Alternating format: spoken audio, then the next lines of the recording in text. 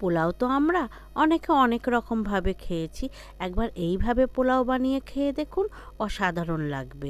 খুবই সুন্দর হয় নিরামিষ এই ভেজ পোলাও। এই পোলাও বানানোর জন্য খুব বেশি জিনিস লাগে না।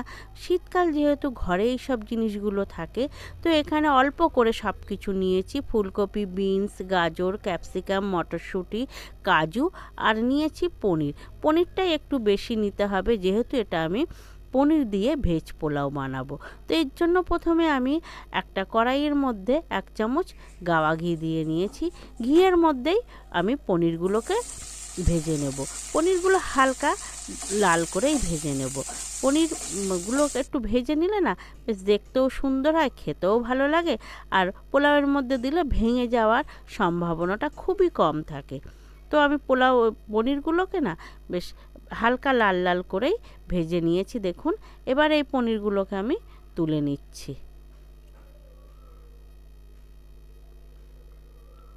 তো পনিরগুলো সব আমি তুলে নিয়েছি। ওই তেলের মধ্যে আরেকটু তেল দিয়ে দিয়েছি।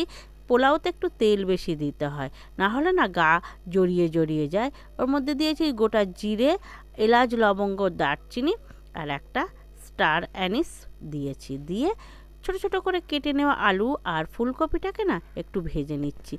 একটু ভেজে নিলে এগুলো বেশ ভালো হয়। পুরোপুরি ভাজার দরকার নেই, জাস্ট একটু ভেজে নিতে হয়।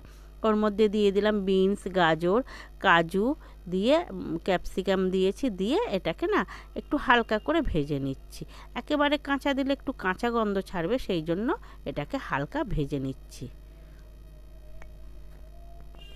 দেখুন বেশ ভাজা হয়ে এসছে, আলু টালুগুলো গায়ে একটু হালকা দাগ ধরে নিয়েছে। তো এর মধ্যে আমি দিয়ে দিচ্ছি এই সময় একটু মশলা, আদা, জিরে, এলাচ, লবঙ্গ, দারচিনি আর একটু শুকনো লঙ্কা দিয়ে বেটে নিয়েছি। নিয়ে ওর মধ্যে দিয়ে দিচ্ছি আমি পরিমাণ মতন লবণ আর স্বাদ অনুযায়ী মিষ্টি। যেমন স্বাদে মিষ্টি খাবেন তেমন দেবেন, যদি মিষ্টি না দিতে চান, স্কিপ করতে চান, তাও হবে। দিয়ে এটাকে আমি কষিয়ে নিচ্ছি। এবারে দিয়ে দিলাম ওর মধ্যে মটরশুঁটিটাও দিয়ে একটু ভালো করে কষিয়ে নিচ্ছি। মশলা কষানো হয়ে গেছে, তেল ছেড়ে দিয়েছি। এবার এর মধ্যে একটা বাটির মাপ করে আমি 1 বাটি বা 2 বাটি যেমন আপনি নেবেন চাল, সেই চালটাকে না আমি ভিজিয়ে রেখে দিয়েছিলাম। তবে হ্যাঁ, যে বাটির মানে যে পাত্রের মাপে আপনি চাল নেবেন, জল কিন্তু তার 2 গুণ। অর্থাৎ 1 বাটি চাল নিলে আপনাকে 2 বাটি জল দিতে হবে।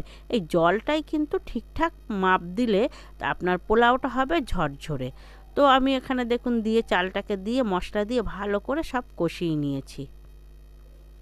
আর পোলাওয়ে তেল একটু বেশি দিতে হয় এই কারণে, তাহলে না গায়ে জড়ায় না, বেশ ঝরঝরে হয়ে ওঠে।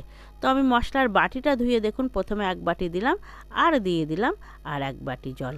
দিয়ে এই যে ভালো করে নাড়িয়ে নিচ্ছি। নিয়ে এবার এটাকে না ঢাকা দিয়ে ফোটাতে হবে, আর পুরো সেটা লো ফ্লেমে। তো ওর মধ্যে ভেজে রেখে দেওয়া পনিরগুলোও দিয়ে দিয়েছি। দিয়ে এবারে এটাকে না আমি ঢাকা দিয়ে রেখে দেব, একদম পুরো লো ফ্লেমে দিয়ে এটাকে ফুটিয়ে নিচ্ছি। দেখুন দেখতে কত সুন্দর হয়েছে। তো যাই হোক না বন্ধু, যেমনই হোক না কেন, এই পোলাও কিন্তু নিরামিষ যে মানে ভোগের জন্য খুবই অপূর্ব সুস্বাদু খেতে হয়। নিরামিষ যে দিন আপনি এটা খেতে পারেন। দেখুন কত সুন্দর হয়ে গেছে। আমি কিন্তু এটা ঢাকা দিয়ে মিনিট 15 রেখে দিয়েছি। পুরো ঝরঝরে পোলাও হয়ে গেছে। তো আপনারা বাড়িতে কিন্তু এইভাবে পোলাও বানাতে পারেন। হাতে আপনার খুব বেশি লাগবে না, 15 থেকে 20 মিনিট থাকলেই আপনার ঝরঝরে এরকম পনির পোলাও তৈরি। তো শীত তো এখন আছে অল্প অল্প, বাজারে সবজিও আছে, চাইলে একবার কিন্তু বাড়িতে আপনি এটা ট্রাই করতে পারেন। আর এটা সবার প্রিয় হবে, যেহেতু এটা পনির পোলাও। দেখুন কত সুন্দর ঝরঝরে হয়ে এসছে। তো বন্ধুরা, আমার ভিডিওটা কেমন লেগেছে কমেন্টে কিন্তু অবশ্যই জানাবেন।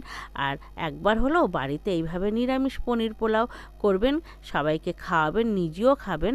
আর যদি পুজোর অনুষ্ঠানে বাড়িতে বানান তো মানে অসাধারণ হবে। এইভাবে একবার হলেও বাড়িতে বানিয়ে নেবেন, খুবই সুন্দর হবে, খুবই সুন্দর। সঙ্গে একটু রায়তা